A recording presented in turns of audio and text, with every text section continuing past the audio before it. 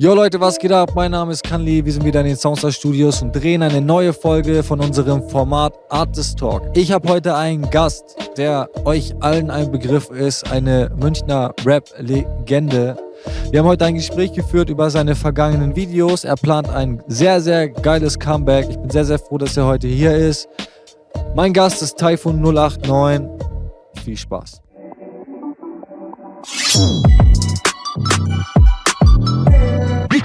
Wie schwer können Probleme nur wiegen? Ich bleib am Boden, versuche zu fliegen. Last auf meinen Schultern, Schmerz in der Brust. Wenn du siehst, was passiert, vergeht dir die Lust. 3 Uhr nachts dunkel im Hinterhof, Drogengewalt zieht dir die Kinder groß. Ein falsches Wort und die Action geht los. Es war schon immer so. Was geht ab? Was geht ab bei dir? Alles gut? Alles gut, danke dir für die Einladung. Gerne. Schön, dass du da bist. Wir fangen einfach mal direkt an. Standardfrage, wie bist du zu Hip-Hop gekommen? Wie hat es damals angefangen, dass du deine ersten Songs gemacht hast und was hat dich inspiriert? Ja, also bei mir war es kaum anders wie bei irgendjemand anderen. Ich habe ziemlich früh Hip-Hop gehört, Rap gehört, erstmal natürlich Ami-Rap. Die üblichen Verdächtigen, Tupac, Biggie, Mobb Deep, was auch immer. Irgendwann kam dann Deutschrap dazu, so 2003 ungefähr, da war ich 12. Da hat ein Typ aus Berlin, der hierher gezogen ist, hat mir ein paar Tapes gegeben. Das war damals die Sekte, Beatfabrik, glaube ich, war dabei und Carlo Kuxnoten 1. Und damals gab es in München, hat das eigentlich kaum einer gehört. So, die waren mehr oder weniger immer noch Underground, also kurz vor dem Hype. Mich hat es halt böse geflasht damals. Also die Texte und so weiter, du hattest halt wirklich Aggressionen in dir, so du konntest es mal rauslassen Noch mit mit deutscher Flair? Musik. Flair war auch dabei, klar. Akro-Ansage 1 und so weiter. Und das hat mich halt böse gepusht, so weißt du, bis 12, 13 und so, du flippst halt aus auf den ganzen Sound. Und ich habe dann auch ziemlich früh angefangen, schon Texte zu schreiben. Ich wollte es halt auch probieren, war natürlich todeswack am Anfang. Hat sich dann aber so entwickelt, dass ich eigentlich ein Talent dafür habe, einfach zu schreiben. Bin da dran geblieben, habe mit 14, glaube ich, mein erstes Mic gekauft für zu Hause, habe meine Mutter böse abgefuckt, weil ich da den ganzen Tag am Rumrappen war, bis ich dann MySpace mir gemacht habe. Zu der Zeit war das ja noch so das Ding einfach. Habe meine ersten Songs hochgeladen, habe Kontakt gesucht zu anderen Rappern, auch hier in München, zu Beat Baron zum Beispiel. Habe die einfach getriggert, die ganze Zeit angeschrieben, hier, check den Song. Und habe dann irgendwann auch eine Einladung bekommen. Beat Baron. Genau, vom Beat Baron. Der hat mir dann ermöglicht, den ersten richtigen Track aufzunehmen. Den gibt's auch irgendwo immer noch auf YouTube. Kind der Gesellschaft war das. War so ein Feature-Track und ja, seitdem ging es dann eigentlich Schlag auf Schlag. Ich habe immer weitergemacht, immer neue Songs auf MySpace online gestellt und irgendwann dann das erste Video gedreht. So, das war, wann war das erste Video? Ich glaube 2011 haben wir das gedreht, 2012 ist es rausgekommen. So Street Underground Genau, Productions. kam dann aber über 16 Bars schon. Also die hatten damals so eine 16 Bars Next Sektion hatten die. Was war das, so 64 Bars oder so? Nee, das war ganz normaler Track. Das war, glaube ich, das Intro von meiner damaligen EP. Und das kam über 16 Bars halt. Dadurch hat es natürlich auch relativ gute Klicks gegeben, zumindest für mich. Was weiß ich, wir hatten nach einem Monat 50.000 oder so, schlag mich tot. Und das motiviert einen natürlich. Ja. Plus, dann kam HDF gleich danach. Das war auch ein bisschen verspult. So der Axel von der HDF war damals in der Stadt, hat für Be Tight gedreht. Und ein guter Kollege von mir, der Sensor, der hat zu der Zeit sein HDF auch gedreht und hat mir gesagt, hey, der Typ ist hier, komm einfach vorbei. Und ich bin halt rotzfrech da erschienen und hab gesagt, hier mein MP3-Player, hör das jetzt an. Hör das an, Axel. Also, ja, gib mal her. Hört es halt also, okay, weißt du was, wir drehen. Ich musste dann zwar den ganzen Tag bei ihm bleiben, so mehr oder weniger, weil er hatte noch andere Sachen abzudrehen. Irgendwann abends waren wir dann in Milbertshofen und da haben wir das dann auf blöd gedreht. Also es gab auch nur einen Take und so weiter. Also los, wir legen los und er zappelt halt so rum, wie er das so macht. Ja. Und ja, dann war das Ding im Kasten und es kam halt auch geil an. Hat er das mit einem Stativ gedreht eigentlich oder nur mit Freehand? So. Doch, der hatte so ein ganz kleines Gimbal, glaube ich. Ja, hatte der dann dran. einfach immer nur so. Und ja, genau, eine Hand vorne, eine da und dann wie Epileptischen. Also hat er immer bei HDF gemacht. Nee, aber kam ganz cool, auch wie die Optik von damals war. Dann wurde ich zwar verdächtigt, dass ich ein böser Nacker bin, dass ich die ganze Zeit am Nackeln bin. Aber ja, lief gut. Also ich kann mich nicht beschweren. Ja, und du hast dann auch später eines deiner erfolgreichsten Videos gemacht, Tunnelblick. Ja, genau. was heute 700.000 Views gemacht ja. hat. Erzähl mal über das Video, wie ist das entstanden? Das ist auch ziemlich spontan entstanden. So, ich habe dem Chris, also Mr. Spring damals, der wo die ganzen Sachen für uns gedreht hat zu der Zeit, habe ich den Track geschickt. Ja, so, weißt du was, lass uns das sofort machen. Komm einfach mal zu mir in den Laden. Der hatte damals so einen Skate-Laden. Wir sind da runter in den Keller gegangen. Eigentlich sollte ich das ganz normal mit ihm drehen. Problem war, ich konnte diese Emotion einfach nicht rüberbringen. So. Ich so, hör mal zu, Chris, ich gehe jetzt hoch, ich puff mir ein, dann gehe ich wieder runter und du bleibst oben. Also ja, okay, probier mal aus. Ich bin runtergegangen, ich drücke halt selber auf Play. Deswegen teilweise ist es auch unscharf, das Video. Und dann kam ich halt hoch, nehme die Kamera mit, wir schauen uns das an. Also das haben wir. Weil das können wir nicht nochmal so darstellen. Ja. So, man hat halt gesehen, ich hab's gefühlt so. Und deswegen kam es bei den Leuten, glaube ich, auch an. Ja. Dieser Autofokus ist dann auch immer, Ja, du gehst nach immer vorne, wieder du scharf und so, ja. Ja, war cool. Ja. War crazy. Du hast auch, hast du damit gerechnet, dass das so explodiert, wie es explodiert ist? Nee, überhaupt nicht. Ich habe das hochgeladen an Weihnachten damals, 2012. Und ich lade das hoch, ich gehe schlafen, am nächsten Tag, ich wache auf, 25.000 Klicks oder so, was war das? Ich dachte mir so, Alter, was geht da ab? Ich schaue halt auf Facebook, mein ganzes Zeug explodiert so. Überall werde ich verlinkt, Ding wird gepostet, Video wird neu hochgeladen. Damals gab es irgendwelche Seiten mit 1 Million, 2 Millionen Abonnenten. Wie hießen die damals? Minusmensch zum Beispiel. Echt? Minus? Ja, so Meme-Seiten und so weiter. Die hab ich richtig gefallen. Haben das Ding gepostet. Ich hatte da teilweise auf diesen Facebook-Videos 2, 3 Millionen Klicks. So hätte ich die damals auf YouTube bekommen, dann wäre, glaube ich, das Ganze ein bisschen anders gelaufen. So. Ja. Ich hatte dann halt so einen Facebook-Hype, mehr oder weniger. Ja, lief sehr, sehr gut. Ja, auf jeden Fall. Und dann hast du später auch noch ein Azad-Tribute-Video gemacht? Genau, immer wenn die Drehen kommen. Ja, einfach weil Azad und Belash, das sind so meine zwei Leute gewesen, warum ich eigentlich angefangen habe zu rappen, beziehungsweise warum ich dann tatsächlich dranbleiben wollte und unbedingt, ich will irgendwann mal Feature mit den beiden, am besten Collabo-Album. Und das habe ich gepostet, das hat Azad dann auch gepostet und so, also er hat mich da auch gepusht. Ich stand dann teilweise in Kontakt mit ihm ein bisschen, er mit seinem Manager, mit dem Boogie. Und ja, also ich war natürlich zufrieden, weil schon, das ist so ein Ritterschlag. Also wenn du von Azad Props kriegst, vor allem wenn du wegen ihm anfängst, das ist Nonplusultra so. Das kannst du auch nicht bezahlen. Was hat denn Azad seine Musik mit dir gemacht? Oder beziehungsweise, du bist schon ein Fan, so Azad? Ja, auf jeden Fall. Ich bin straight up Fan von Azad, von Belash. Das sind so wegen den Texten eigentlich. So natürlich, die rappen genauso krass wie die anderen und so weiter, aber bei mir ist es halt mehr so diese Message. Warum ich auch zum Beispiel Tupac mehr gefeiert habe als Biggie. So Biggie kannst du dir besser natürlich auf Partys geben und so weiter. Der hat halt besseren Flow, oder was heißt besser? Du weißt, was ich meine. Das ist halt mehr so tanzbare Musik. Ja. Aber mir ging es halt immer um die Message. So, das merkt man ja auch bei meinen Texten. Und deswegen für mich war Azad das Nonplusultra. Das Leben-Album war der Übershit. Ja. Und wenn du irgendwo gesigned werden wollen würdest, dann wäre das Azad gewesen? Dann wäre das damals Azad gewesen, auf jeden Fall. Hands down. Also ich habe da auch teilweise Sachen abgelehnt, wo ich mir heute denke, Alter, du Vollidiot. Du hättest jetzt wahrscheinlich Platin an der Wand hängen. Was hast du abgelehnt? Scheiß mal da drauf, aber da waren ein paar Hochkaräter dabei, die jetzt sehr, sehr, sehr viel Geld machen. Hm. Aber für mich war halt so ein Ding, mir ging es halt damals nicht um Geld so. Ich habe nicht deswegen Musik angefangen. Und ich glaube, die ganzen in meiner Generation haben damals nicht wegen Geld mit der Musik angefangen. Weil damals war das nicht wie heute, du machst eine Single und bist reich. Damals gab es 10 Leute vielleicht, die davon leben in Deutschland. Ja. Heute sind es 1000, die wo davon leben können. So. Ja, Social Media hat viel verändert. Auf jeden Fall. Weil jeder kann halt heutzutage was rausbringen. Damals, finde mal ein Studio, dann finde mal einen, der dir ein gutes Video macht für nicht 50.000, wie sie damals mit Kamerateam mäßig, weißt wie Fernseh ausgestattet. Das hat sich auf jeden Fall gewandelt. Also du hast heute ganz andere Möglichkeiten. Mittlerweile kannst du es mit dem Handy machen. Ist so. Schau mal, Kapi macht teilweise Videos mit Handykamera. Der hat gar keinen Bock mehr zum Set zu gehen. Der schickt dir nur so ein Handyvideo. Hier, tu das bei deinem Feature-Track rein. So. Es ist krass. Ja, ist schon crazy. Ja, auf jeden Fall. Und ja, Belash hast du gerade auch schon angesprochen. Ja. Mit Belash noch alles cool. Wie kam es da, dass du mit denen überhaupt in Kontakt gekommen bist? Das war auch schon damals zur MySpace-Zeit. Ich war 14, 15. Ich habe den auch hart gelangweilt einfach so. Ich habe den immer angeschrieben, wenn ich neue Songs hatte und so weiter. Irgendwann hat er sich halt mal ergeben. Da musste er mal reinhören. Und hat mir halt auch Props gegeben erstmal, also mach weiter und so, was du da machst, ist gut. Und ich bin halt dran geblieben, weil dann hast du so auch wieder ein Ziel, weißt? Als Jugendlicher, Alter, dein Vorbild sagt zu dir, du machst es gut, du steigerst dich richtig rein. Ja. Und irgendwann hat er halt zu mir gesagt, hey, hör zu, du kommst nach Berlin, du kannst auf mein Album kommen, wir machen Feature-Track.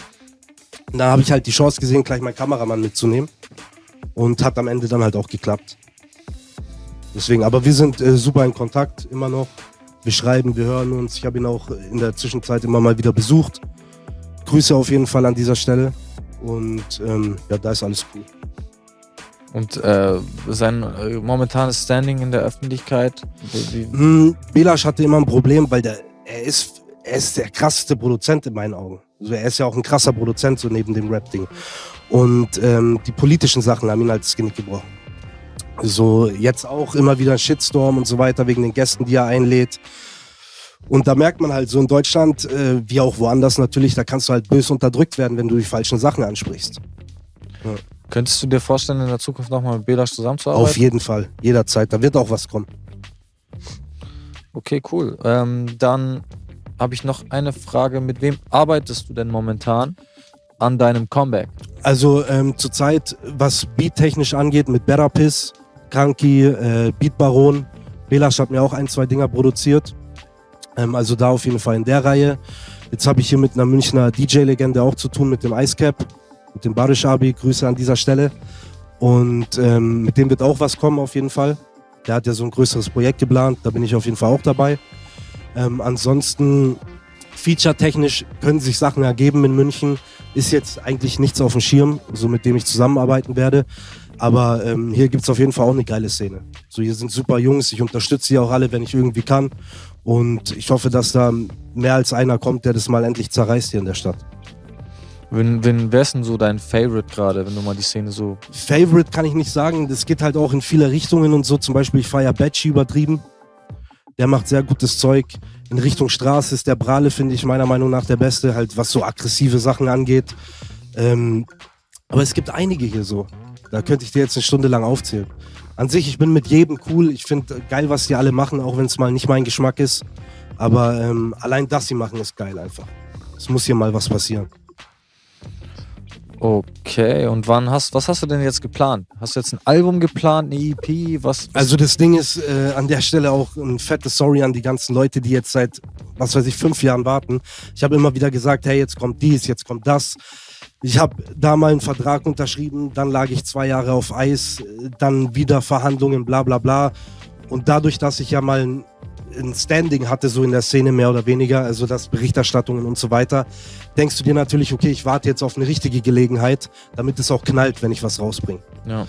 Und das war mein Fehler einfach. So, ich dachte mir, hey, ich muss warten, bis ich ein geiles Label am Start habe. Ich muss dies und das, ich will endlich in die Charts, ich will Playlisten knacken oder was auch immer. Und jetzt denke ich mir, alter, scheiß drauf.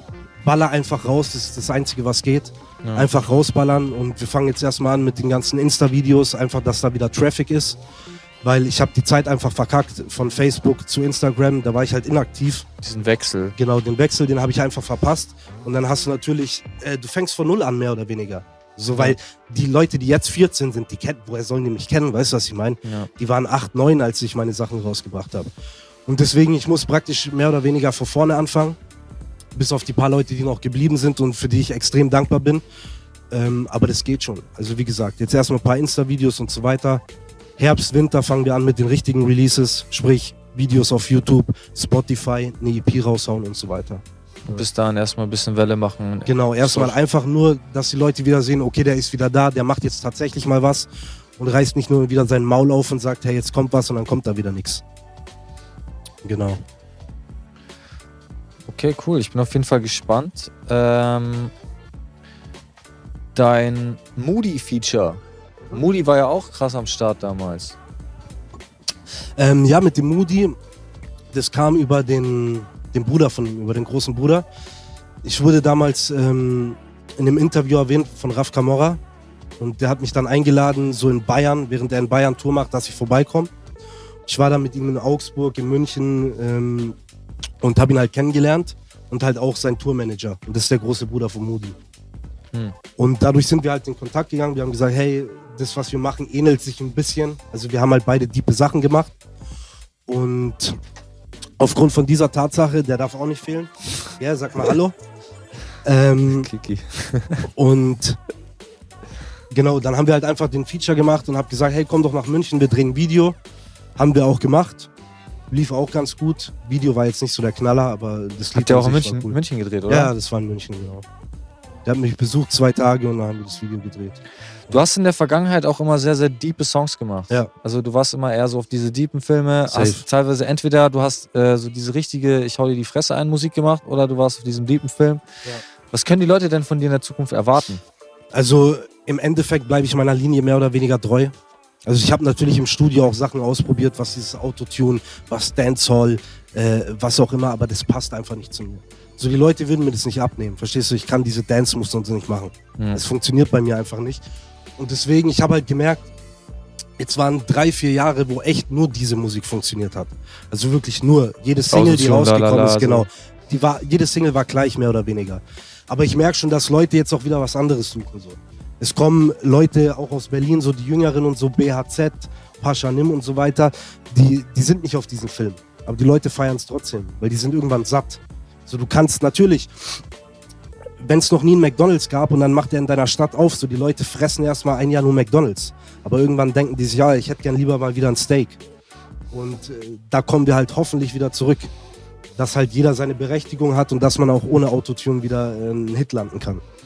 Ja, schon. Ich glaube, das wird sich aber auch wieder zurückentwickeln. Ja, oder ich glaube nicht mal, dass es sich zurückentwickelt. Ich glaube, das ist jetzt einfach ein fester Bestandteil. Weißt du, was Azad mal gesagt hat? Azad hat mal gesagt, dass Hip-Hop in Deutschland so ist, immer wie so ein, alle 5 Jahre ist da so ein Wechsel und es ist wie so ein Kochtopf, der quasi einmal hochgekocht wird, genau, dann quillt es wieder über und flacht wieder ab und dann wird es wieder hochgekocht, bis die Leute keinen Bock mehr drauf haben. Safe, aber ich glaube, das haben wir uns schon früher gedacht bei Autotune. Und das hat schon jetzt echt lang angehalten, meiner Meinung nach. Aber ich finde, der Autotune damals zum Beispiel, der gemacht wurde vor 10 Jahren in Deutschland, war noch peinlich und jetzt mittlerweile gibt es auch echt krass hörbare geile Mucke. Sachen. Du, ich feiere das auch, wenn ich meine Playlist angucke, Digga, da ist auch die Hälfte davon mit Autotune voll. Aber das Ding ist halt einfach, dass du auch mal was anderes hören musst. So, es ist zu viel von dem Gleichen einfach. Bin ich der Meinung. Ja, stimmt schon. Mal anständigen Rap zu hören, ist auf jeden Fall wieder cool so. Ja. Was geht mit dir privat, jetzt mal abseits der Musik? Was hast du gemacht? Kampfsport, Fitnesstrainer? Ja, also ich habe 6-7 Jahre war ich Fitnesstrainer. Hab dann aber aufgehört, weil du kannst damit nichts reißen. So, die Bezahlung ist beschissen. Ich habe damals während meines Studiums angefangen, dort zu arbeiten. Und bin dann halt ein bisschen hängen geblieben. Hab danach Security-Jobs gemacht. Was dir aber auch einfach den Kopf fickt. So. Also ich war 5 Jahre am Hauptbahnhof, 7 Tage die Woche. So, du gehst kaputt. So, du hast nur Negativität um dich rum, weißt? Immer Stress. Und das war auch der Grund, dass ich teilweise dann auch zurückgeschalten habe mit Musik und so. Ich musste halt Geld verdienen. Weißt du, was ich meine? Ja. Und damals war hier nicht so die Möglichkeit gegeben, wirklich mit dem Rap was zu reißen. Und deswegen habe ich mich halt in Arbeit reingesteigert. Jetzt habe ich eine ruhigere Arbeit. Ich habe meine normale 5-Tage-Woche und so. Ich kann mich wieder auf Musik konzentrieren. Aber davor ging das nicht so. Wie gesagt, ich hatte 365 Tage im Jahr Arbeit. So, ich war nicht im Urlaub, gar nichts. Ja. Zack, zack, ganze Zeit. Ich habe mich halt selber bös gefickt damit. Und jetzt mal so Fitness-Tipp-mäßig. Also ich bin ja mehr so der Lappenbody. Was würdest du mir denn raten? Baller dir einfach Testo. Nachdem du 6 Monate Testo hast, dann Trembolon. Und wenn das nicht reicht, dann Motoröl, damit du aussiehst wie die in Brasilien. Das ist geil. Digga, nee, Quatsch. Meine das Eier. Das Ding ist, ach, die Eier sind egal. Wenn du einen Bizeps hast, macht nichts. Nee, an sich, Alter, die Leute sollen einfach Sport machen, auch diesen Bodybuilder-Film und so. Im Endeffekt, dann hast du auch kein Leben. Ich habe auch eine Zeit lang, Alter, ich war nur im Gym. Ich war teilweise 3-mal am Tag trainieren. Morgens Jiu-Jitsu, gleich danach Fitness, dann ein bisschen Fußball kicken oder was und am Abend nochmal pumpen gehen. So, was ist das für ein Leben? Ja. Aber Sport machen ist auf jeden Fall wichtig, Mann. Weil sonst du vergehst irgendwann. Was machst du jetzt noch Sport gerade? Ja, jetzt geht's ja gerade nicht. Corona, sei Dank. Ich habe auch safe 15 Kilo zugenommen in Corona-Phase. Weil das Ding ist einfach, du kannst nur essen. Weil ich esse genauso viel wie davor, aber mach keinen Sport mehr. Digga, wir haben da so ein paar Übungen gemacht mit dem Collins. Glaub mir, das ist nicht dasselbe. So, ich habe keinen Antrieb. Ich stehe um 5 Uhr auf, ich gehe ins Fitnessstudio, dann gehe ich in die Arbeit. So normaler Tagesablauf. Aber mit diesem Corona-Ding, du wachst auf, so, was mache ich jetzt? 10 Liegestützen, hast du keine Lust mehr. So allein dieses Feeling, also ich brauchte schon, dass du entweder ins Gym gehst oder dass du halt in die Kampfsportschule gehst, weil sonst mir fehlt der Antrieb, ehrlich gesagt. Ja, zu Hause ist kacke, gell? Ja, das ist nix. Ja, Mann. Du bist ja auch ein Fußballfan. Ja, schon. Was ist dein Lieblingsverein? Habe ich keinen, tatsächlich. Ich glaube, ich bin der einzige Fußballfan, der keinen Fußballclub hat. So, das Ding ist, ich mag einfach Fußball, vor allem englische Fußball. Ich schaue das halt gerne, aber so ich kann für keinen sein. Ich habe immer vereinzelt Spieler aus irgendwelchen Teams, die ich feiere. Deswegen habe ich teilweise einfach 5 verschiedene Trikots in einem Video an. So, ich scheiß halt hart drauf. Ja. Deswegen, mir ist auch egal, Bayern 60 und so, das sind alle meine Brüder, mir ist das scheißegal, Mann. Möge der Bessere gewinnen. Ja, ist so. Auch egal, ob mit Geld oder ohne, ich meine, weiß schon, Southampton fickt Manchester City auch mal. Kann passieren. Schon, die Underdogs packen aus. Und wettentechnisch? Dadurch, dass ich 5 Jahre in einem Wettbüro war, ich habe da auch gespielt. Weißt schon, du kommst nicht drum weg. Wenn du die ganze Zeit Quoten, aber es fickt dich. Ich habe da nur Elend gesehen. Kein Mensch, der behauptet, er macht Plus beim Wetten, der lügt dich an. Was war denn dein bester Schein? Das Problem war, wie bei den meisten, dass ich, glaube ich, den allerersten Schein, das war Champions League vor 4 Jahren, glaube ich, da war Neapel gegen Real Madrid und Bayern gegen Arsenal. Ich müsste lügen. Auf jeden Fall habe ich gespielt, Halbzeit-Endstand, dass sie das drehen. Beides 25er-Quoten ist einfach gekommen und dann hast du halt mit 5 Euro 3.800. Und dann bist du halt Dings. Dann süchtig. Sind die 3.800 Euro auch schnell weg. Hast du sofort wieder reingesteckt? Nein, habe ich nicht sofort wieder reingesteckt. Aber wie gesagt, du kannst nicht Plus machen im Endeffekt mit Sportwetten, außer du weißt irgendwas. Ja. Ja, und ganz ehrlich, wenn du was weißt, hast du eh schon genug Geld. Meistens. Ja, da gibt's ja auch Listen, gell? Ich habe gehört, man kann Listen kaufen von verschobenen Spielen. Kannst du, ja. Jetzt waren auch krass viele Skandale während der Corona-Zeit wegen ukrainische Liga, glaube ich. Geisterspiele, aber nicht so wie hier in Deutschland, also dass keine Zuschauer da sind, sondern dass überhaupt keine Fußballspieler da sind. Ja. Die haben gesagt, da hat ein Spiel stattgefunden. Richtig. Und keiner war da. Die waren Kaffee trinken, haben wahrscheinlich Poker gespielt und wer gewonnen hat, hat gewonnen. Crazy. Also da gab es schon einige Sachen, aber ansonsten, wie gesagt, Kinder, macht keine Sportwetten und vor allem nicht auf eurem Handy. Also das ist was ganz Schlimmes so. Auf dem Handy Sportwetten. Ja. Auch Casino und Sportwetten auf dem Handy, das ist das Schlimmste, was es gibt auf der Welt, Mann. Weil wenn du das Geld nicht wie so ein Gameboy-Spiel. Ja, Alter, du sitzt auf Toilette 5 Minuten, dein Geld ist weg. Ja. Weißt du, was ich meine? Das geht gar nicht. Und noch eine Sache, die ich mir aufgeschrieben habe, ist MMA. Ja, habe ich auch eine Zeit lang gemacht. Hauptsächlich Jiu-Jitsu, also Bodenkampf. Aber ich hatte da jetzt nie unbedingt die Ambition, in den Käfig zu gehen. Das Ding war bei mir eher so das Training. So, das ist das Beste, was du für deinen Körper tun kannst. Weißt du, was ich meine? Du hast dann auch gar keinen Bock mehr auf Stress. So, ich hatte auch in den ganzen Security-Jobs und so, ich hatte keinen Stress. Weil du lernst, die Sachen anders anzugehen. Weißt du, du bist halt ruhiger innerlich so. Du hast gar keinen Bock, dich mit irgendwen zu hauen. Das Ding ist halt auch, wenn du weißt, dass du ein gut ausgebildeter Kämpfer bist und du würdest ihn ficken, ist so. Dann hast du gar keinen Bock mehr drauf. Das ist halt das Problem von diesen ganzen U-Bahn-Wachen und so. Weißt du, es sind irgendwelche Leleks, die in der Schule gehänselt wurden und dann zu einem Bullen eigentlich wollen, aber zu schlecht sind. Ja. Und dann sind sie U-Bahn-Wachen und pöbeln jeden an so. Mach doch deinen Job, geh mit den Leuten respektvoll um. Egal aus welcher Schicht, egal welche Herkunft und so, wenn du cool mit den Leuten umgehst, dann passiert gar nichts. Dann beruhigen die sich auch. Weißt du, was ich meine? Deswegen.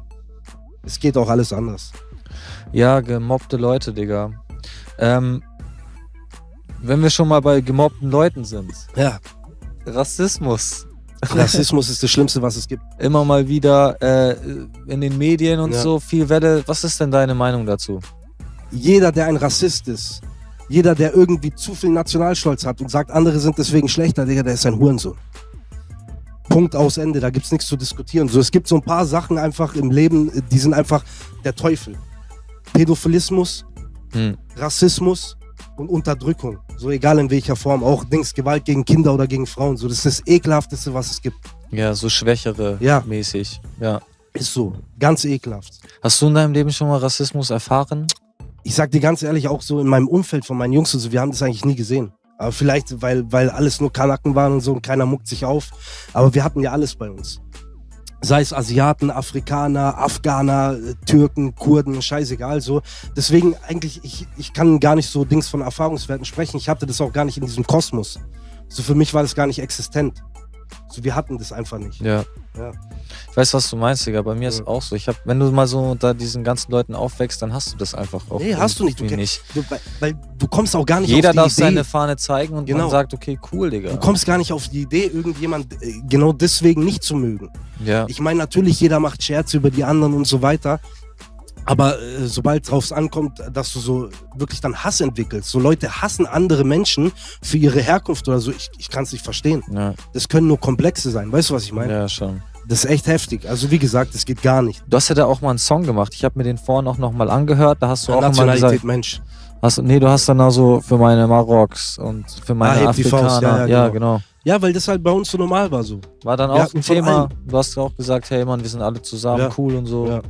Ich habe auch bei dem Track gar nicht an Rassismus gedacht oder Bekämpfung von Rassismus, sondern einfach, hey, wir sind ja eh alle zusammen und so.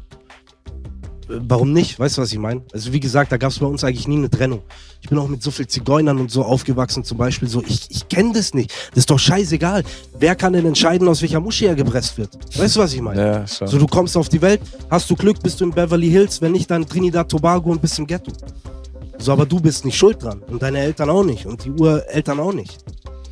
Ja, schon. Das ist für mich, wie gesagt, ich kann es nicht nachvollziehen. Ja. Okay, Album ist in der Mache. Ja, Album nicht. Also wir werden erstmal eine EP raushauen. Also wie gesagt, erstmal kommen jetzt diese ganzen Insta-Videos und Facebook-Videos, bla bla bla. Einfach, dass Traffic entsteht. Dann ein paar Singles, dazu natürlich eine EP. Weil du es einfach besser verkaufen kannst, so was auch Playlisten und so weiter angeht. Und dann natürlich wird ein Album auch geplant. Aber erstmal muss man sich wieder aufbauen, mehr oder weniger. Genau. Hast du schon einen Titel? Nee, noch gar nichts. Also wir haben sehr, sehr viel Material aufgenommen, sind aber natürlich noch am Picken, okay, was nehmen wir als Single, was hauen wir raus, was legen wir beiseite, kann man irgendwann verwenden, wie auch immer. Aber Material ist auf jeden Fall genügend da. Okay, cool. Dann würde ich sagen, wir bewegen uns eigentlich schon Richtung Ende hin. Möchtest du noch irgendjemanden grüßen? Im Endeffekt grüße ich alle, ich grüße meine Mama, ich grüße meine Frau, ich grüße meine ganzen Jungs. Kommt nicht in den Bau, bleibt endlich draußen. Und grüße natürlich an meine ganzen Fans, dass ihr so lange da seid und so. Das bedeutet mir echt viel, weil das ist nicht selbstverständlich. Und ja, sonst eigentlich nicht viel. Digga, dann wünsche ich dir viel Erfolg für die Zukunft. Danke dir, mein Bester. Danke nochmal für Check, die Einladung. Gerne. Und viel Glück mit dem Format. Danke, Bro.